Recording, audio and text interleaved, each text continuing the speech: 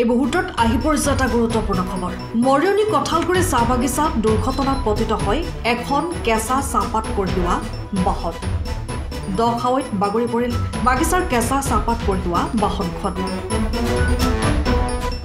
দীপক প্ৰজা নামৰ এজন বাগিচাৰ শ্ৰমিক গুৰুতৰভাৱে আঘাতপ্ৰাপ্ত হয় এই দুৰ্ঘটনাত। আহত শ্ৰমিকজনক সংকটজনক অৱস্থাত JMCHলৈ লৈ যোৱাৰ পথতেই মৃত্যুক আঁকোৱালি লয় বুলি জানিব পৰা গৈছে শ্ৰমিকগৰাকীয়ে। কোভিড কেইবা শতাধিক শ্ৰমিকে বাগিচাৰ কলঘৰৰ সন্মুখতে প্ৰতিবাদ সাব্যস্ত কৰে।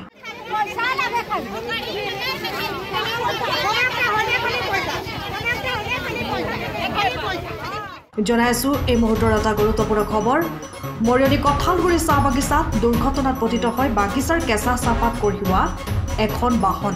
দখাৱৈত বাগৰি পৰে বাহনখন। দীপক প্ৰজা নামৰ এজন বাগিচাৰ শ্ৰমিক গুৰুতৰভাৱে দুৰ্ঘটনাত আঘাতপ্ৰাপ্ত হৈছিল। আহত শ্ৰমিকজনক সংকটজনক অৱস্থাত JMCHলৈ লৈ যোৱাৰ পথতে মৃত্যুক আঁকোৱালি লয় শ্ৰমিকজনে। কোভিড কেইবা শতাধিক শ্ৰমিকে বাগিচাৰ কলঘৰৰ সন্মুখতে প্ৰতিবাদ সাব্যস্ত কৰে। মানে পইচা লিয়ে ই বেছি হেৰি হৈ গেল, মানে हमर गाड़ी গিলা গেল कहां আজি কি হলো, মানে বাগানে চার চালানোর পাত আনে, ঠিক আছে 5 চালানো গেল বাইরে আনে, তো একটা গাড়ি যদি 4 চালানোর 5 চালান পাত আনবে তো এত বরখন দিছে যে হবে কি রাস্তাটাই, ওটা সাহেব জানেন নাই জানে, খালি পানি অত আছে তো জানবো লাগে। আজি মাইকি গুলো যদি সামনে নাই থাকতো, মাইকি গুলো সামনে থাকা কারণে গাড়িটা উঠেললো, ঠেলে কেন গিরে গেল, মানে ডাইরেক্ট পাল্টে গেল গাড়ি। যদি নাই থাকতো তো অবস্থাটা কি হতো? ওটা কেন মুঠোতে হাঁদাকে কাকো না লাগে, আমরা নিজেই মুঠোতে নিজে মাইকি গেলাই আমরা পারবো। হ্যাঁ, গাড়িটার উপরে মানে মানুষের উপরে জাকা পুরা জাকাই গেল। कितना दुख, মানে दुख তোদেরকে বাতাবো কি তোদেরকে? তোর বাঁচবার অবস্থাই নাই খেতে মুঠোতে। আমরা করব কি এতিয়া? আমাদের কটা কানে ওতনাটাই লাগে, কোনো কথা নাই বলবো। আর গাড়িটা আসতে রহে, তারপরে একইটা গাড়ি যদি আপনা চালানোর পাত লাগাবি তো গাড়িটা কি হবে? রাস্তা বেয়া আছে, গাড়িও বেয়া আছে, মানুষটা গাড়ি পাল্টি হলে 3 বার মানুষটা নিচে হয়ে গেল। গাড়িটা এমনি নিচে গাড়িটা নিচে জাকাই যায় রে, মানুষ জাকাই যায় রে। চালানোর মাইকি গুলো সবদিন আসে করে গাড়িটা ধাক্কা দিয়ে টানেও লাগে। গাড়ি এখন নয় এখন কাহা গেল পুরো মেডিকেল বাগানে কোনো সুবিধাই নাই, খালি কামে করব লাগে, মানুষ কামে করে থাকবো লাগে। অ্যাম্বুলেন্স ফোন করলি বাগানে না পৌঁছলে অ্যাম্বুলেন্স, কিন্তু হাসপাতালেও না পৌঁছলে অ্যাম্বুলেন্স। এবার মানুষ ধরা কানে একদম বেকার অ্যাম্বুলেন্স নাই নাকি?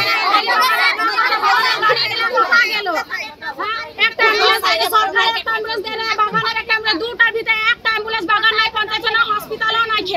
অ্যাম্বুলেন্স কাহা গেল? অ্যাম্বুলেন্স কাহা গেল? আমরা অ্যাম্বুলেন্স কাহা গেল?